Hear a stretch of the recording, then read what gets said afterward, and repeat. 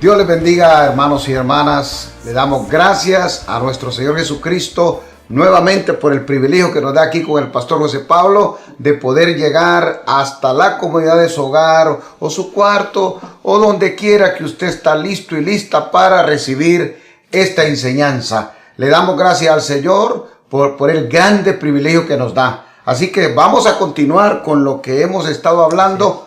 Este tema tan bonito, tan tremendo, que es el tiempo profético que vivimos. ¿Qué tiempo profético estamos viviendo? Así que vamos a presentarnos delante del Señor, vamos a orar y vamos a exaltar al Señor y luego entramos al tema por el cual estamos en este lugar. Oramos, pastor. Amén. Incline su rostro en casa. Bendiciones a todos. Padre, te damos gracias una vez más por permitirnos ser canales de bendición. Te pedimos que tu presencia esté en medio de nosotros, en cada hogar representado, en cada familia, declarando, Señor, que tú nos permites conocer con claridad el tiempo profético, el tiempo que estamos viviendo, sabiendo y entendiendo, Señor, que tenemos promesas y que un día estaremos delante de tu presencia. Te damos gracias, bendice a tu pueblo, que la palabra quede atesorada en su corazón, que sea revelada, fácil de entender, Señor, para que ellos puedan entender y podamos estar seguros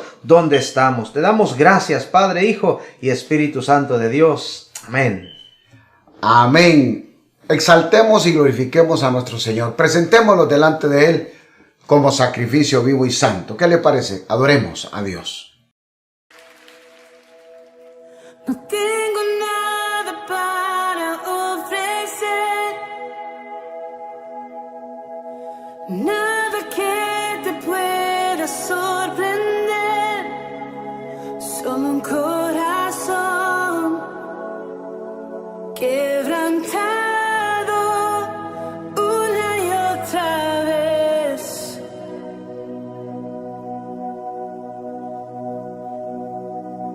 Y no hay nada que me enamore más, nada que me apasione más, solo tu presencia, solo tu mirada me hace suspirar.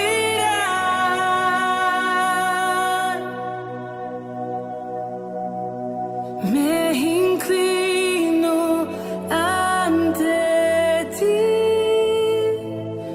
Rey que perdona multitud de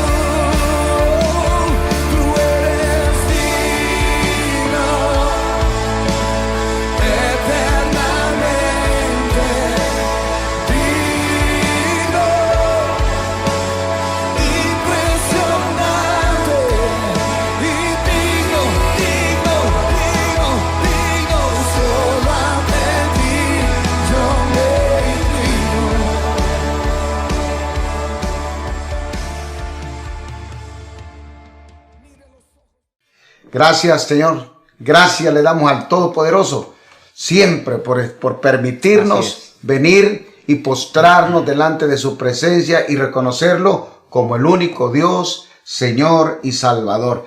Vamos entonces, pastor, a seguir con el tema de qué tiempo profético estamos viviendo. Recuerde que estamos en medio de una pandemia, estamos en el mes de junio del año 2020 y el mundo está confundido, el mundo está en crisis, el mundo está en temor, en dolor y pues cuando suceden estas cosas, quiero que usted sepa esto, que cuando vienen estas crisis a la humanidad, se empiezan a levantar muchos rumores, se empiezan a levantar gente que empieza a decir, Dios me dijo, Dios me habló, viene un terremoto, viene el fin del mundo, y entonces se empieza a ver como una confusión.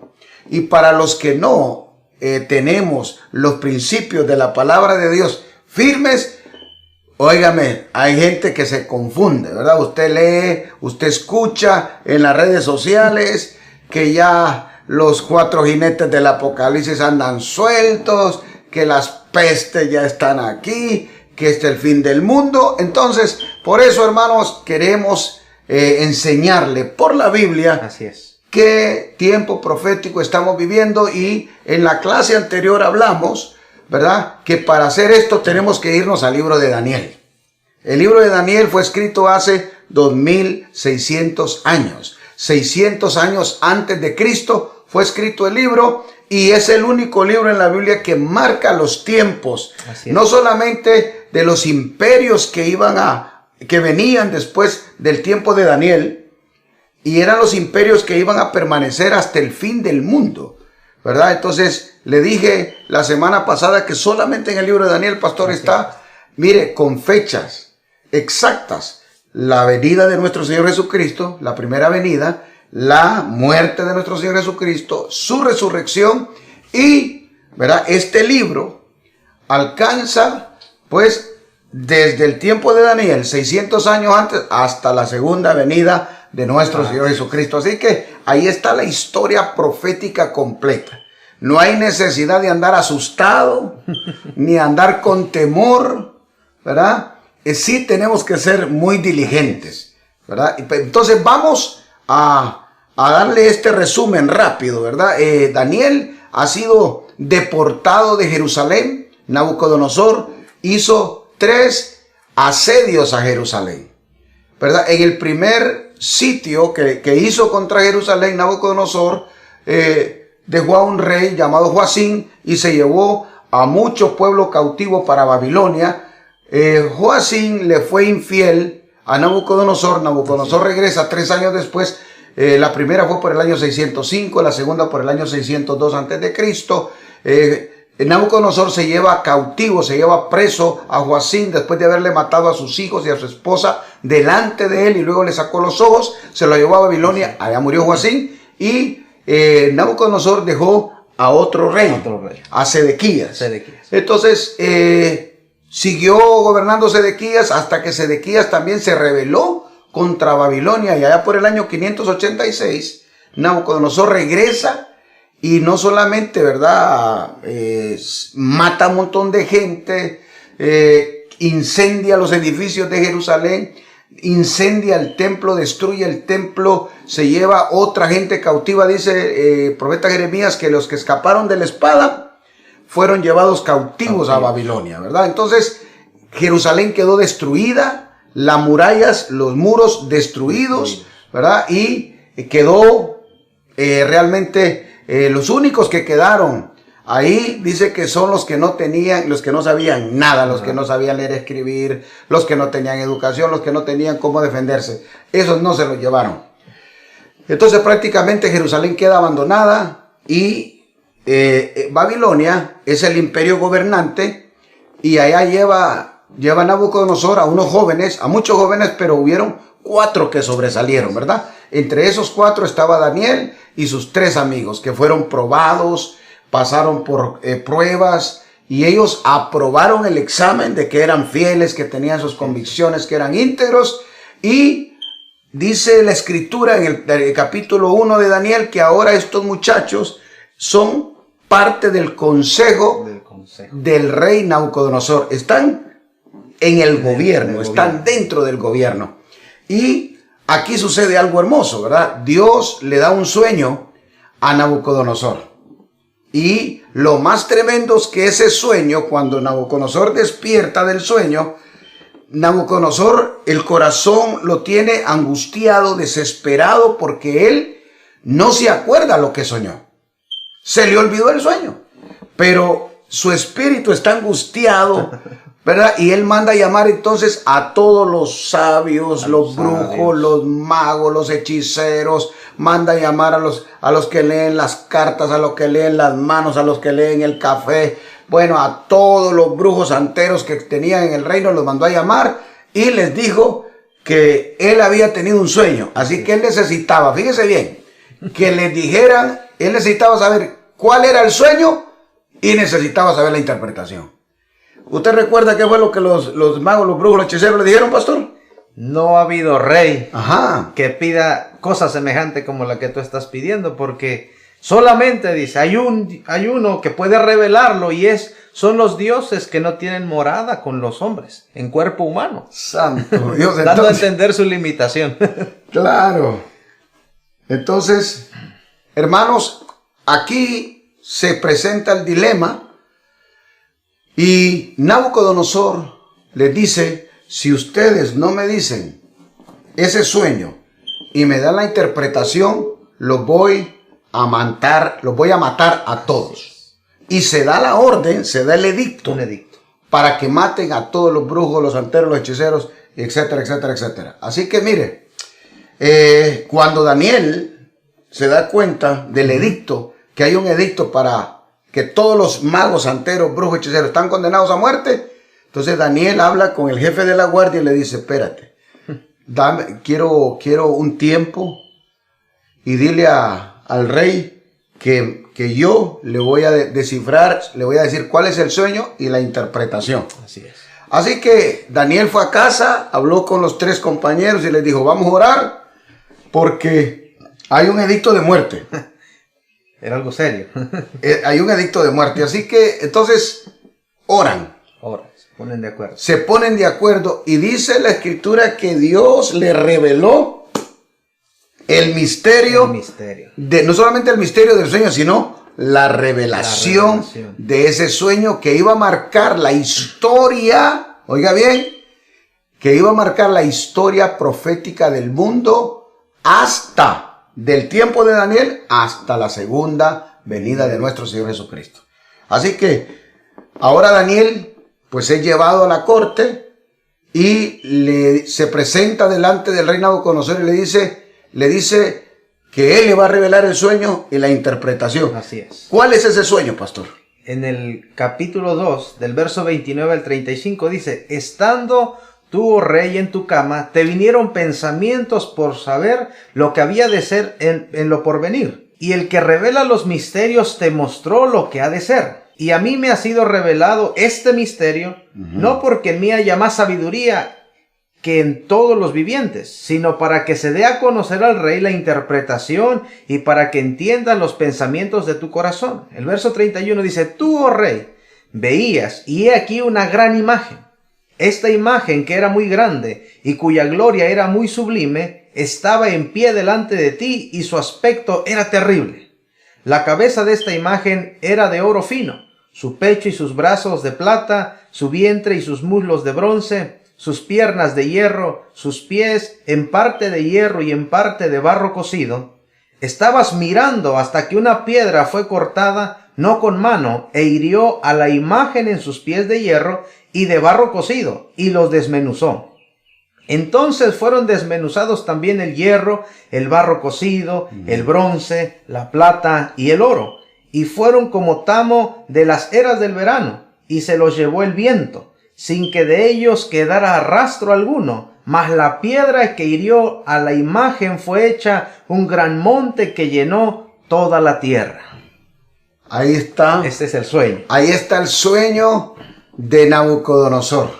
Y lo más sorprendente, como Daniel dice, ¿verdad? Quiero que sepa que Daniel nunca se cogió la gloria. No.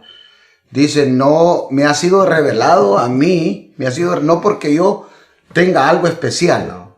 sino porque el Dios, el único, el todopoderoso lo ha dado a conocer para que tú lo sepas. Así es. Entonces Dios había preparado el camino, le da el sueño al Dios pagano, porque el sueño viene de Dios. El sueño viene de Dios. Pero ese sueño era para exaltar a aquellos Así es. que son fieles, Fieles. ¿verdad? Delante de su presencia, que habían probado su fidelidad. Y no solamente Daniel le cuenta el sueño, sino que también le dice ¿Cuál es la interpretación? ¿Cuál es la interpretación? Mire, no había mago, no había brujo, ha existido nadie que le pueda decir al hombre lo que viene, lo que va a hacer solamente Dios, pastor. Así es, pastor. Y dice la escritura en el sueño, dice que Nabucodonosor se acostó y estaba turbado, pensando qué era lo que iba a hacer de él, qué es lo que iba a hacer de su reino. Así es. Y pastor, esas cosas, hermanos, esas cosas le suceden a todos los que gobiernan.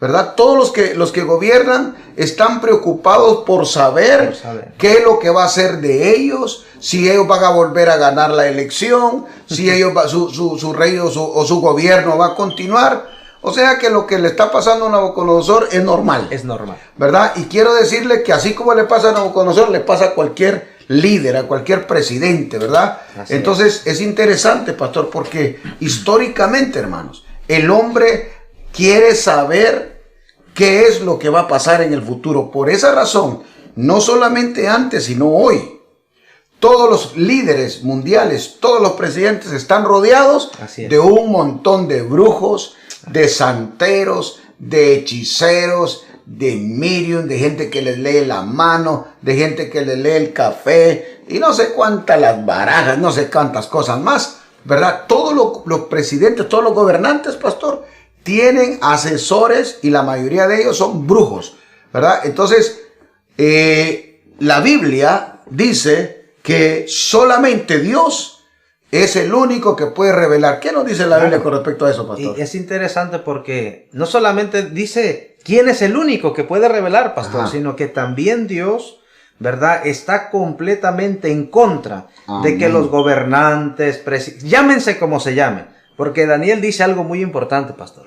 Él es el que quita y pone reyes. O sea, que todo lo que ocurre lo hace Dios. Y en Deuteronomio capítulo 18, verso 10 y 11 dice, no se ha hallado en ti quien haga pasar a su hijo o a su hija por el fuego, ni quien practique adivinación, ni agorero, ni sortílego, ni hechicero, ni encantador, ni adivino, ni mago, ni quien consulte a los muertos, dándonos a entender, ¿verdad?, que de parte de Dios, esto ante los ojos de Dios no está bien visto. Correcto. Pero la misma preocupación del hombre, como usted nos decía, pastor, ocasiona que el hombre se rodee de hechiceros, de brujos, malos, astrólogos, así como estaba Nabucodonosor. Correcto.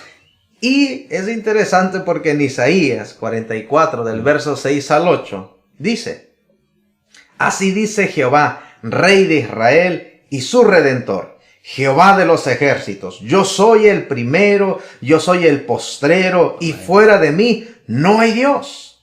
¿Y quién proclamará lo venidero, lo declarará y lo pondrá en orden delante de mí, como hago yo desde que establecí el pueblo antiguo? Anúncienles lo que viene y lo que está por venir. No temáis, ni os amedrentéis. No te lo hice oír desde la antigüedad y te lo dije. Luego vosotros sois mis testigos.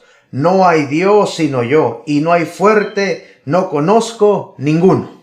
Amén. Es maravilloso, Señor. Entonces, la ignorancia de los gobernantes acarrea juicio sobre las naciones, ¿verdad? Porque, y no vamos a ir lejos, hermanos, si nosotros estamos al tanto de, tal vez no de todos los gobernantes del mundo, pero por lo menos de los presidentes de nuestras naciones en Latinoamérica, estamos al tanto, ¿verdad? Y es muy normal oír o leer que el presidente de tal nación fue a Haití, fue a Cuba, o sea, fue a los países que son el centro del espiritismo diabólico, satánico, ¿verdad?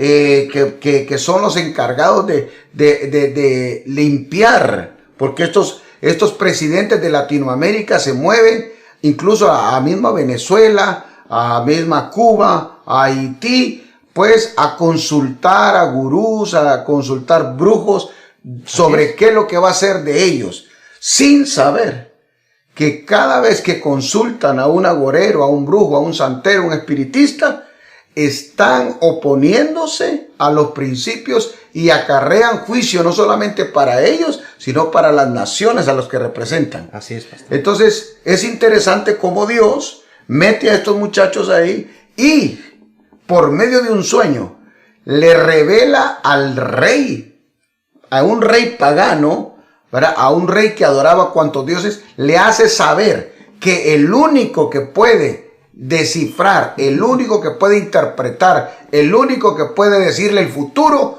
es el Dios de Israel, el Todopoderoso. Así es. Y se lo hace saber, porque lo que Daniel hizo, mira hermano, históricamente, pastor, no hay un hombre. No hay hombre que pueda decir, a mí Dios me reveló lo que tú soñaste y tengo la interpretación. No. Solo Dios lo puede revelar. Por eso dice Isaías, tráiganme el Dios que ustedes quieran. Pónganmelo aquí y díganme, ¿verdad? Pregúntenle qué es lo que va a pasar. Porque ningún Dios puede hacer ni decir eso. Solamente yo, dice el Señor, pues soy el único, el Todopoderoso. Soy el Alfa y la Omega, soy el principio, soy el postrer. Entonces, el único que sabe lo que pasa aquí al principio y lo que va a pasar al final es el Alfa y la Omega. Así que es interesante porque ahora Daniel le dice a Nabucodonosor, este es tu sueño. En tu sueño tuviste una imagen. Una imagen. Una imagen, así es. ¿Verdad? Y es bonito porque, como dijimos, pastor, el sueño que tiene Nabucodonosor es de la perspectiva del hombre, ¿verdad? Así es. Es una estatua espléndida, grande. Con metales, ¿verdad? Porque es lo que el hombre valora. Ahí están los valores del hombre. Entonces le dice, esa imagen, la cabeza era de oro. Y Daniel reconoce, porque a ningún otro rey se le dice lo que Daniel le dice a ninguno. A Nabucodonosor le dice, tú eres rey de reyes. Así es. Le dice, porque Dios, no tu ejército, no tu fuerza, no tu experiencia. Dios te ha entregado todas estas provincias, todos los reyes de aquí de la tierra, te los ha puesto en tus manos. Y todo lo que tú has pedido, Él te lo ha dado. Entonces, siempre reconociendo el señorío, le dice, esa cabeza de oro eres tú, ¿verdad? Porque era un reino floreciente, ¿verdad? Era un reino hermoso, ¿verdad? Con abundancia de oro. Entonces, aquella cabeza de la imagen representa el reinado de Nabucodonosor. Y le dice, acuérdese, lo que tiene que tener en mente es que Daniel está viviendo el presente. 600 años antes de Cristo, él está diciendo, en este momento estamos viviendo en ese reino. En la cabeza de oro eres tú, Dios te ha dado todo el señorío, toda la autoridad. Pero después de ti, le dice, va a venir otro reino que está simbolizado en el pecho y en los brazos. Así es. Y ese reino va a ser de plata, o sea, va a ser inferior al tuyo. Y después de esto va a venir otro reino que va a ser simbolizado por el vientre y los muslos, ¿verdad? O la cadera, el vientre y la cadera, que va a ser otro reino de bronce, también inferior al tuyo. Y después de este reino de bronce, la imagen, las dos piernas y los pies representan el último reino. Pero este último reino va a tener unas características especiales. Este último reino, le dice, va a ser de hierro. Las piernas son de hierro, pero los pies y los dedos van a tener mezcla de hierro con barro. Así es. Entonces le dice, ¿verdad? Que cuando esta imagen, estos 4 reinos estén sobre la tierra, va a suceder algo extraordinario. Así es, pastor. Fíjese bien. Esta imagen, cabeza de oro, Babilonia, luego el pecho y los brazos, otro reino, luego el vientre y las caderas, otro, y las piernas, el último reino. El último reino. Y este último reino de hierro, piernas de hierro, pies y dedos de hierro mezclado con barro de alfarero. Así es. Esto, pues lógico, da a entender, usted sabe que el barro y el hierro no se pueden mezclar. Pero entonces dice que estando viendo Daniel, ¿verdad? Fue cortada una piedra del monte. Y esta piedra vino, rodó y pegó contra la estatua y la desmenuzó, la desapareció. O sea que toda la estatua se cayó. Entonces, ¿qué, pastor? Si vamos a interpretar ahora, ¿verdad? Sabemos que en el tiempo que estaba viviendo Daniel, era Babilonia, era Nabucodonosor la cabeza. Así es. Ese reino eres tú, pero después de ti va a venir otro reino, y que te va a suceder a ti.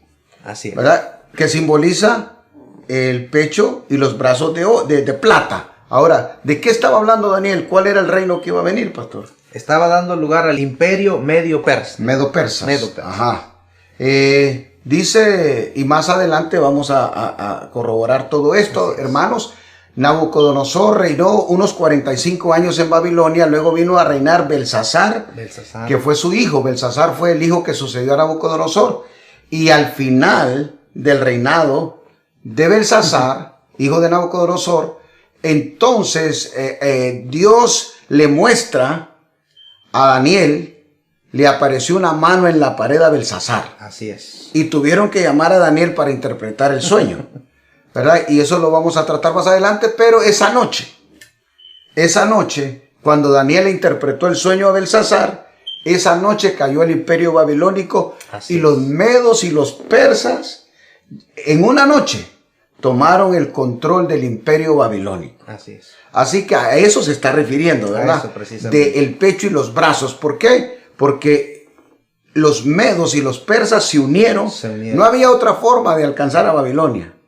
Así es. Entonces se unen, ¿verdad? Se unen en esa imagen, como Dios se lo había revelado a Daniel. Entonces ellos toman el control de Babilonia. Entonces el siguiente imperio que gobernó, ¿verdad? Fue el imperio medo-persa. Pero dice que después del imperio medo-persa iba a venir otro reino, que iba a ser un tercer reino que iba a gobernar, que representa el vientre y los muslos, y está hablando nada más y nada menos históricamente del imperio griego, al frente de Alejandro Magno. Entonces el imperio griego gobernó a todo el mundo existente en aquel tiempo. Ya los griegos venían haciendo unas batallas, pastor, ¿verdad? Y usted, yo no sé si usted ha tenido la oportunidad de ver, por ejemplo, aquella película que le llaman Los 300, pastor. Hay una película 300 y una famosa batalla, que es la batalla de las Termópilas.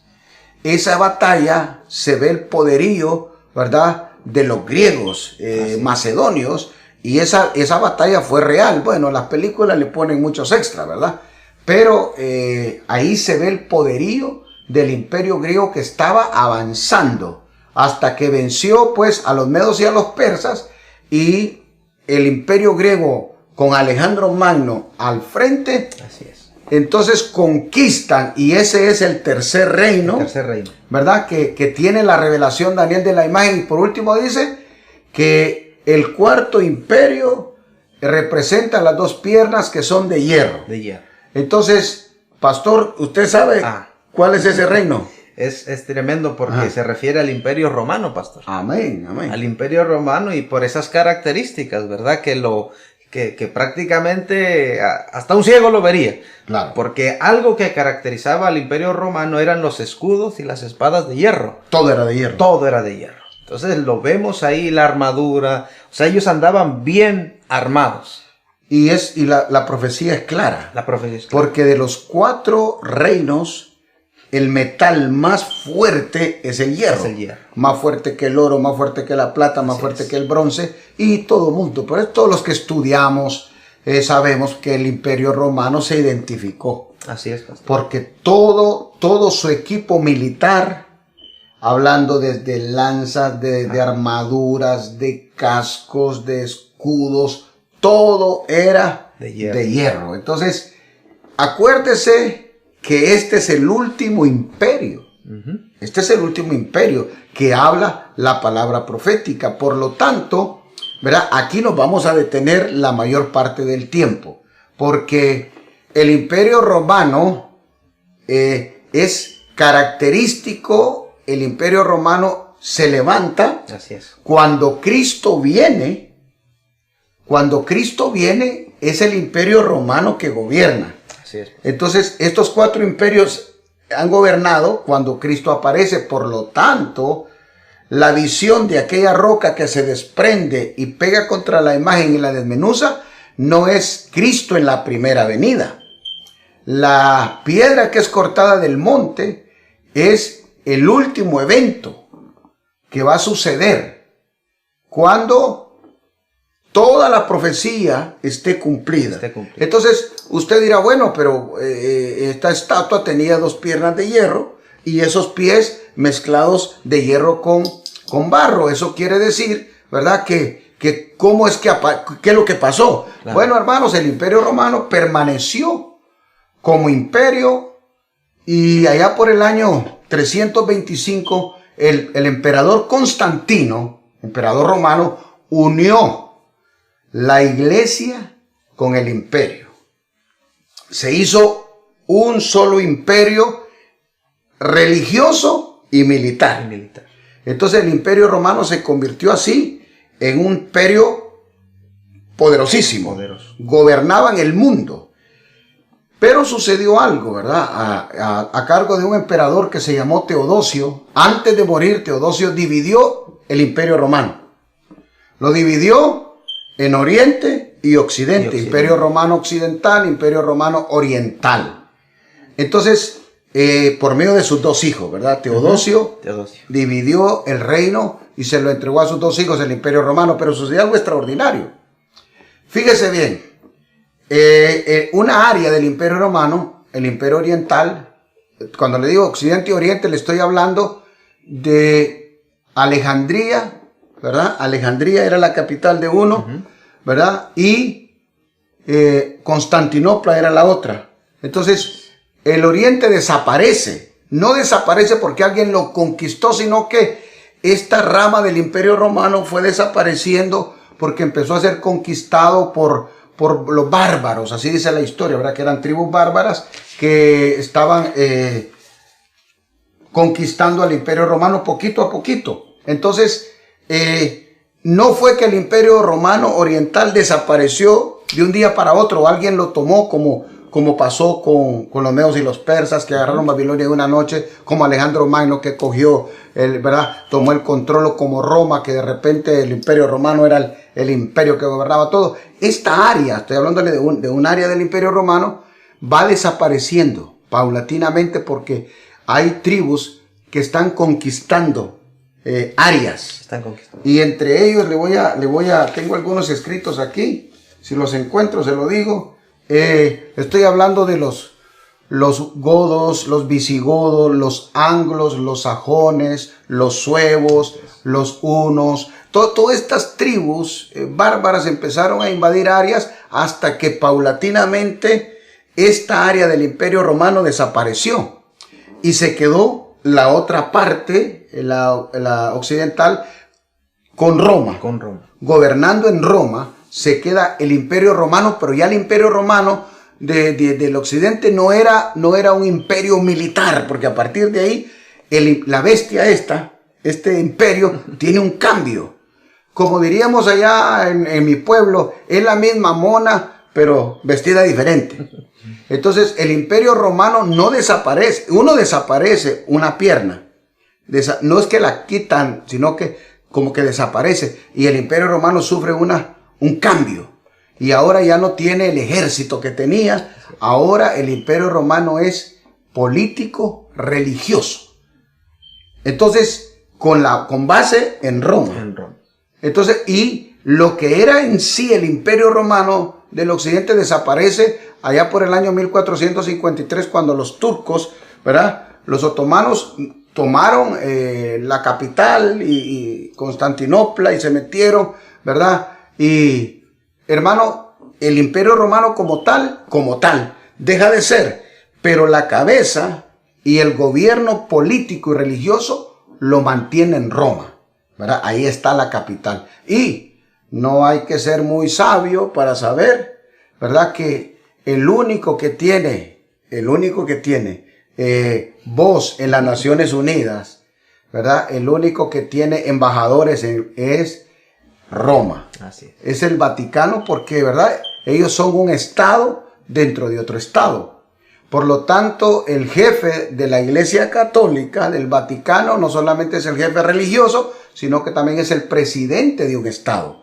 Por eso, donde quiera que él va, lo tienen que recibir con los honores que se recibe a un presidente, porque él es el presidente de un estado. Entonces, la visión dice, ¿verdad?, que hay unos pies en esa estatua. Así es. Que son mezclados de hierro con barro. Y el barro y el hierro no se mezclan. Entonces, esto, ¿cuál es la idea que nos da, pastor, cuando estamos diciendo que va a haber, los pies de esta estatua son hierro mezclado con barro? ¿Usted tiene algo sobre eso? Sí, se refiere a algo, pastor, que ocurre internamente, ¿verdad? Debido a las leyes, a su organización política, porque hay un desacuerdo, ¿verdad? Debido a las capacidades que hay. Entonces, esto ocasiona que sea una división o que sea débil. Más bien, tal vez no división, sino que una alianza. Una alianza. Vamos a decir que es una alianza, porque lo que la visión dice que esta estatua tiene esos dos pies y los dedos. Los dedos de los pies son barro mezclado con hierro. Entonces, el Imperio Romano nadie lo conquistó. Por eso es que le estamos queriendo que usted entienda, ¿verdad?, que para que venga el fin, para que esa piedra sea cortada del monte y esa piedra venga y pegue contra la estatua y la desmenuce y la tire al piso, mi hermano, tiene que levantarse. Así es. 10 naciones que representan los dedos de la imagen, los dedos de la estatua. 10 naciones que se van a unir por alianzas humanas. Porque el hierro y el barro no se unen. Y como es el Imperio Romano de Occidente y de Oriente, lo que estamos diciendo, mis hermanos, es que para que se manifieste el fin de los tiempos, el Imperio Romano, que no desapareció, va a resurgir a través de alianzas entre 5 naciones del Oriente, el Imperio Romano del Oriente, y 5 naciones del Imperio Romano del Occidente. Cuando empecemos a ver que 5 naciones del Oriente, y cuando estamos hablando de 5 naciones del Oriente, ¿de qué estamos hablando? Estamos hablando de Siria, estamos hablando de Turquía, estamos hablando de Irán, estamos hablando de Irak.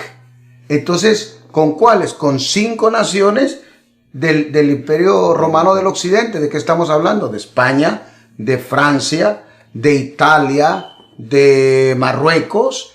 O sea, cuando Inglaterra, cuando usted empiece a ver, o sea, cuando nosotros que conocemos la palabra profética, empecemos a ver que 5 naciones del Oriente y 5 naciones del Occidente empiezan a unirse en estas alianzas humanas para levantar la economía, para levantar el comercio, para compartir elementos, ¿verdad? Porque esto va a suceder en medio de una crisis.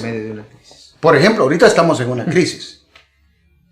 Y podría ser que para subsistir a una crisis, el Medio Oriente es el dueño del petróleo. Así es. ¿Verdad? Y aunque estamos usando recursos renovables, los recursos renovables pueden ayudarnos hasta un 15%. Pero el otro 85% tiene que ser energía a través del petróleo, ¿verdad? Así que en medio de una crisis va a resultar que 5 naciones del oriente y 5 naciones del occidente se van a unir, que representan los pies de la estatua.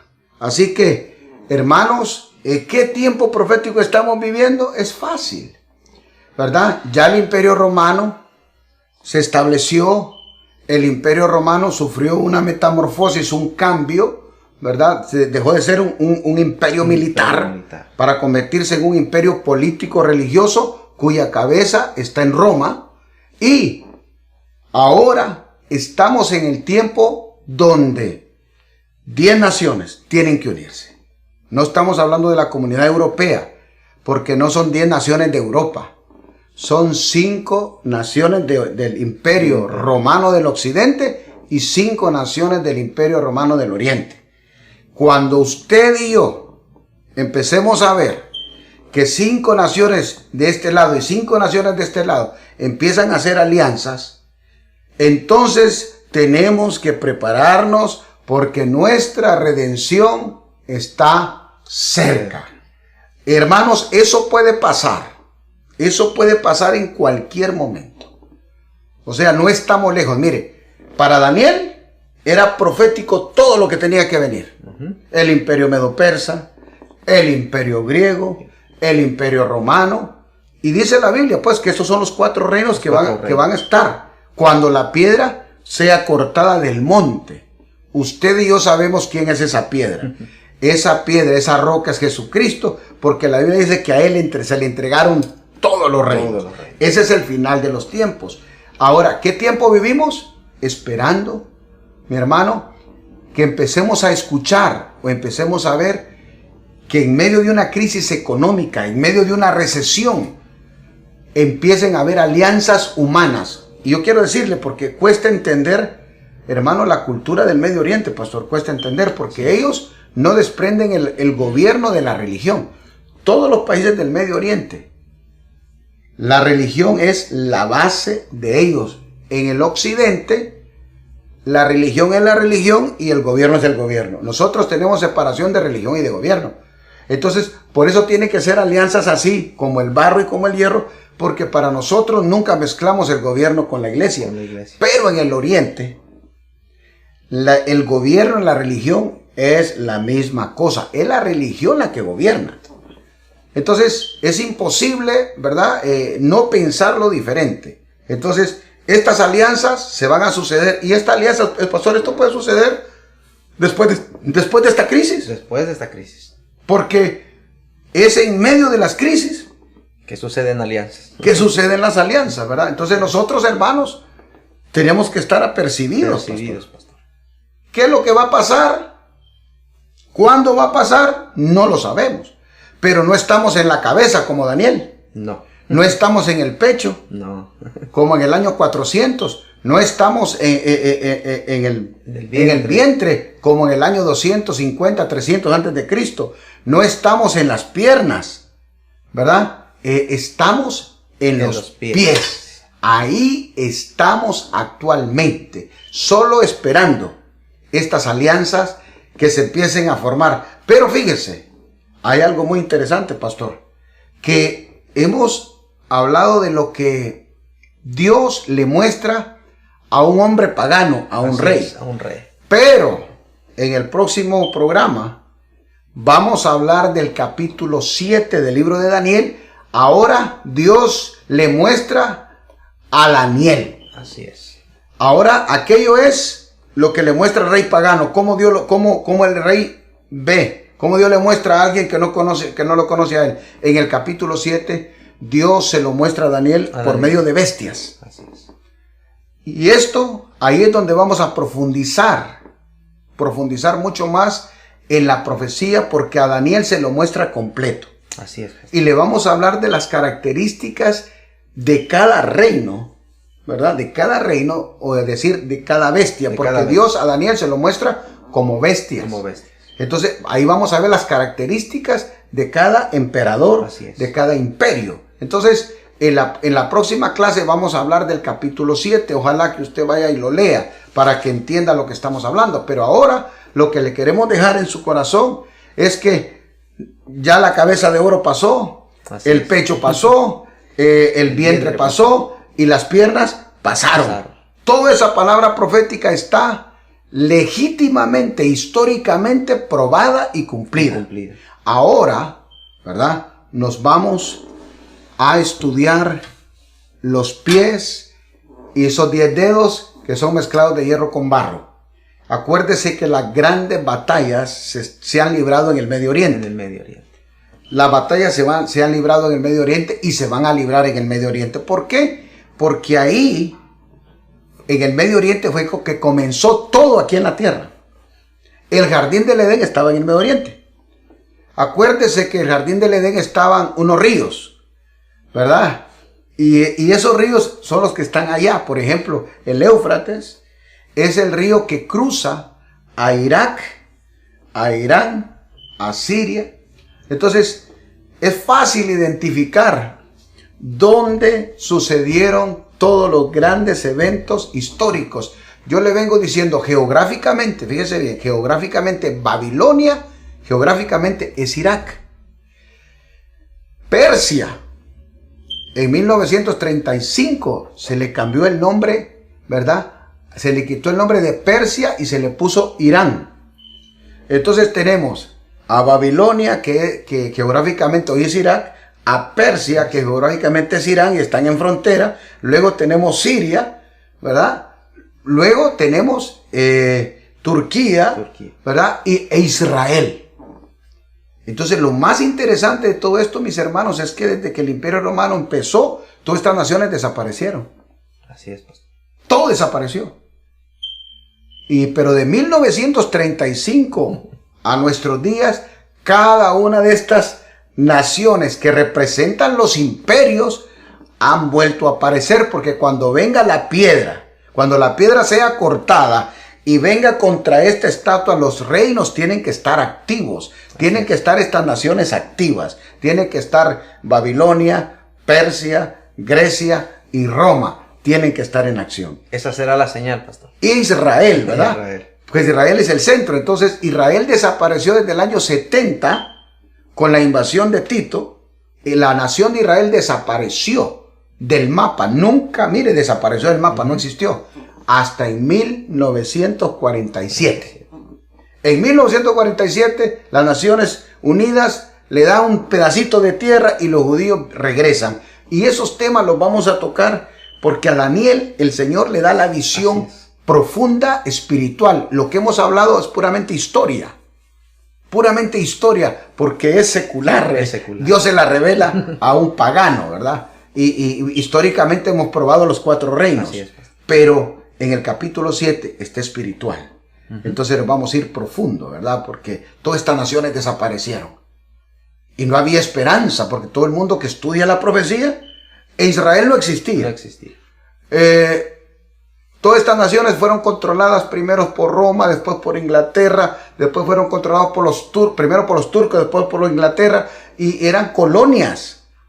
Pero de pronto, justo antes de la Segunda Guerra Mundial, en cuestión de 15 años, todas vuelven a surgir. Entonces, todo el ambiente profético renace y se activa toda, ¿verdad? Toda la escatología de Dios se levanta y estamos listos, hermanos, para verlo ahora del lado espiritual en la próxima clase.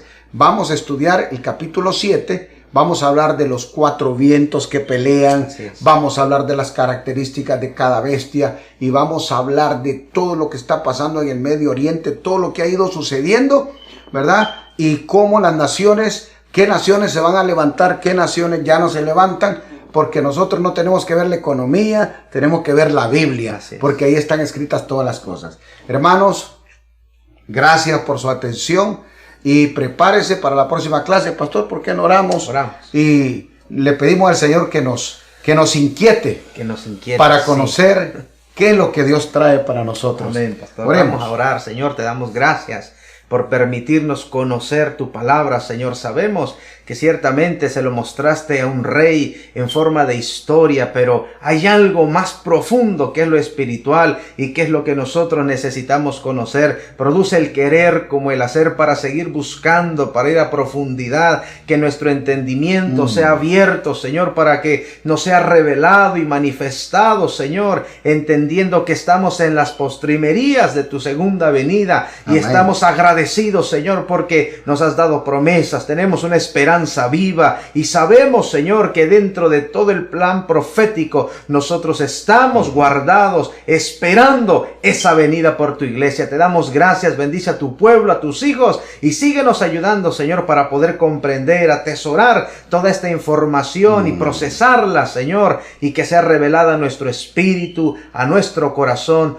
todos los días de nuestra vida. Te damos gracias, Padre, Hijo y Espíritu Santo de Dios. Amén. Amén. Solo recuerde, hermano, que según la palabra profética de esos 10 reyes, de esos 10 dedos, se levanta el cuerno pequeño, que es el anticristo. De eso vamos a hablar la próxima semana.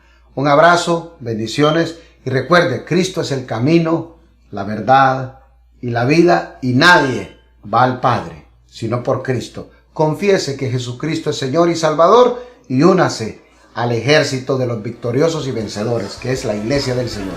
Un abrazo, Dios le bendiga.